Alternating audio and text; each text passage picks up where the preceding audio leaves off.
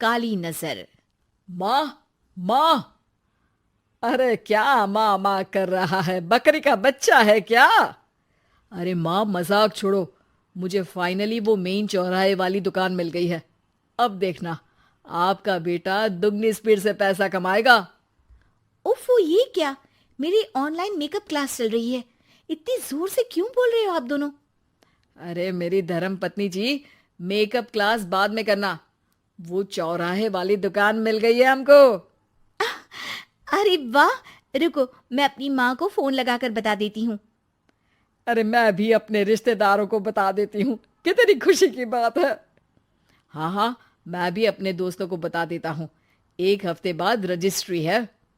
बस, घर में खुशी का मौका था। उन तीनों ने अपने अपने फोन उठाए और लोगों में बात फैलाना शुरू कर दिया। और रही सही कसर, श्वेता बहू ने अपने पड़ोस में सबको बताकर कर दी। अरे वर्मा आंटी, अब हम भी जल्दी कार ले लेंगे। घर का रेनोवेशन होगा और ठाट से रहेंगे हम भी। अरे, ऐसा क्या हुआ? लॉटरी बाटरी लग गई है क्या? अरे, इस बार चौराहे वाली मॉल में हमको भी दुकान मिल गई है। दुकान नंबर 21, जो एकदम चौराहे पर है। अब ग्राहक बढ़ेंगे तो आमदनी भी बढ़ेगी ही ना। अरे वाह, कितनी खुशी की बात है। मैं बहुत खुश हूँ तुम्हें इतना खुश देख के। बाकी एक बात कहूँ, सबको मत बताते फिरना। किसी की नजर लग जाएगी तो खुशी की खबर वापस लौट जाएगी। हैं? ऐसे थोड़ी ना होता है। अब डरा रही हो। अरे सही कह रही हूँ। काली नजर कहते हैं इस चीज को, जब आप किसी को कुछ बताओ और वो काम बिगड़ जाए। अरे लेकिन मैं तो। तुमने सबको बता दिया ना? हाँ, फोन लगा लगा के। अब बच के रहना। काली नजर बड़ी खतरनाक होती है। श्वेता इतनी खुश रहती है कि वो वर्मा आंटी की बात पर ध्यान ही नहीं देती, जबकि पड़ोस में और भी लोगों से खुशी की खबर शेयर करती रहती है। अगले दिन राजेश बहुत दुखी होकर घर आता है। अरे बेटा, क्या हुआ? मुंह क्यों सूजा हुआ है? मधुमक्खी ने काट लिया क्या? माँ, वो दुकान किसी और के पास चली गई। किसी ने ज्यादा भाव लगा दिया। अरे पर बात तो आपसे हुई थी ना उस दुकान वाले की। हाँ, आज मैं टोकन अमाउंट देने गया था, तब मुझे पता चला। कोई आकर सुबह मुझसे पहले ही ज्यादा अमाउंट दे गया। हम्म, काली नजर। क्या? क्या कहा? वर्मा आंटी ने समझाया था कि किसी को बताना मत, वरना काली नजर लग जाएगी। अच्छा, तुम्हें उनकी बात मान लेनी चाहिए थी। उनकी बात मान लेती, लेकिन उसके पहले ही सबको बता चुके थे ना हम तीनों। अरे अगली बार से ध्यान रखेंगे। कोई भी नई चीज होगी तो किसी को नहीं बताएंगे। तीनों कुछ दिन ऐसे ही रहते हैं, पर एक दिन श्वेता को एक मेल आता है। राजेश, मेरा ऑनलाइन मेकअप कोर्स कंप्लीट हो गया। अब मैं खुद का पार्लर खोल सकती हूँ।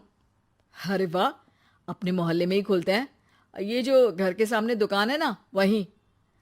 हाँ, यहाँ सस्ती भी मिल जाएगी। अगले दिन श्वेता वर्मा आंटी के पास जाती है, मिठाई का डब्बा लेकर। अरे आओ आओ, कैसे आना हुआ? जोर से नहीं बोलूंगी। वो सामने वाली दुकान है ना, वहां मैं अपनी पार्लर की दुकान खोलने वाली हूँ। उसकी मिठाई है। अरे वाह, बहुत बधाई हो तुमको। हाँ, मैं कमाने लगूंगी तो राजेश पर पूरे घर का बोझ नहीं रहेगा ना आंटी जी। ये तो है। पर ये बता कि तूने ये बात किसी और को तो नहीं बताई ना? अरे नहीं नहीं, पिछली बार गलती कर दी थी। काली नजर लगी किसी की और राजेश के हाथ से वो दुकान चली गई थी। सबको मत बताना। चलो मैं चलती हूँ, कल दुकान की बात करने भी तो जाना है। अगले दिन श्वेता दुकान के लिए मालिक से बात करने जाती है। अरे लेकिन दुकान तो हम कल रात को ही किसी को दे चुके हैं। कल ही? हाँ, कल ही। 2 दिन बाद कोई यहाँ पार्लर भी खोल लेगा। अब कहीं और दुकान देख लीजिए। अरे पर हमको भी तो पार्लर ही खोलना था।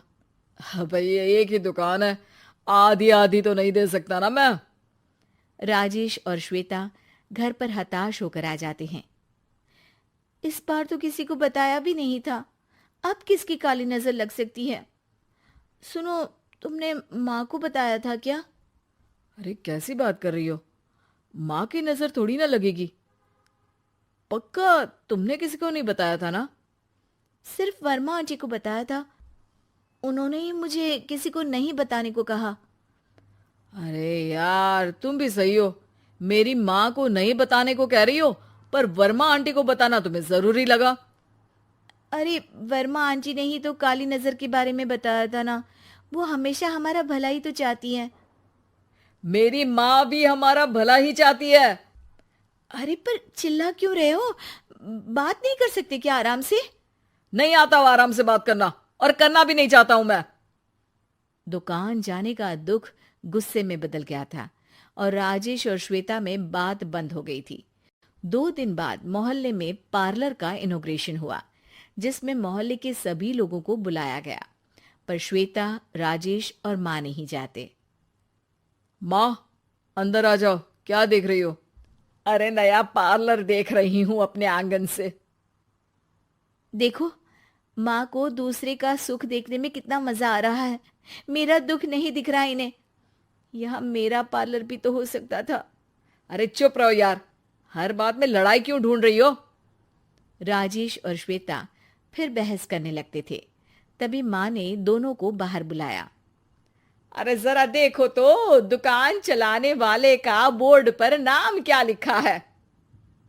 श्रुति वर्मा। गाड़ी निकाल बेटा, हमें कहीं जाना है। काली नजर का इलाज कराने? राजेश अपनी बाइक निकालता है। तीनों ट्रिपलिंग कर रहे हैं। माँ राजेश को उस मॉल वाली दुकान पर लेकर जाती है जहां राजेश अपनी दुकान खोलने वाला था। यही दुकान लेना चाहता था ना तू? हाँ, पर इनको भी दुखी करने लेकर आई हो क्या यहाँ पर दुकान दिखाकर? वह काफी नहीं था? अरे श्वेता, थोड़ा सब्र रख, अभी पता चलेगा कि हम यहाँ क्यों आए हैं। बता, इस दुकान चलाने वाले का नाम क्या है? अनुपम वर्मा। कुछ समझ में आया? वो दुकान वाली श्रुति वर्मा, ये दुकान वाला अनुपम वर्मा, और हमारे पड़ोस में हमने उस दुकानों के बारे में बताया किसको था? अब वर्मा आंटी को। मतलब वर्मा आंटी ही हमारा काम बिगाड़ रही है? नहीं नहीं, ऐसा नहीं हो सकता, ये बस इत्तेफाक है। राजेश अपना फोन निकालता है और श्रुति वर्मा और अनुपम वर्मा के नाम फेसबुक पर सर्च करता है, जहां ये दोनों ही वर्मा आंटी के रिश्तेदार होते हैं। श्वेता को समझ में आ जाता है कि वर्मा आंटी की ही नजर काली नजर है। अब क्या करना है? कोई भी खुशी की खबर हो तो काली नजर से बचना है, यानी वर्मा आंटी से बचना है। अरे पर मुझे ये समझ में नहीं आया कि वो हमारे साथ ऐसा क्यों करेंगी। अरे बेटा, एक सीख है, दूर के आदमी को आपकी तरक्की से कम परेशानी होगी, पड़ोसी को ज्यादा। दोनों माँ की बात में हामी भरते हैं और अगला काम चुपचाप करने की कसम खाते हैं, ताकि आगे से वर्मा आंटी कोई काम ना बिगाड़ सके।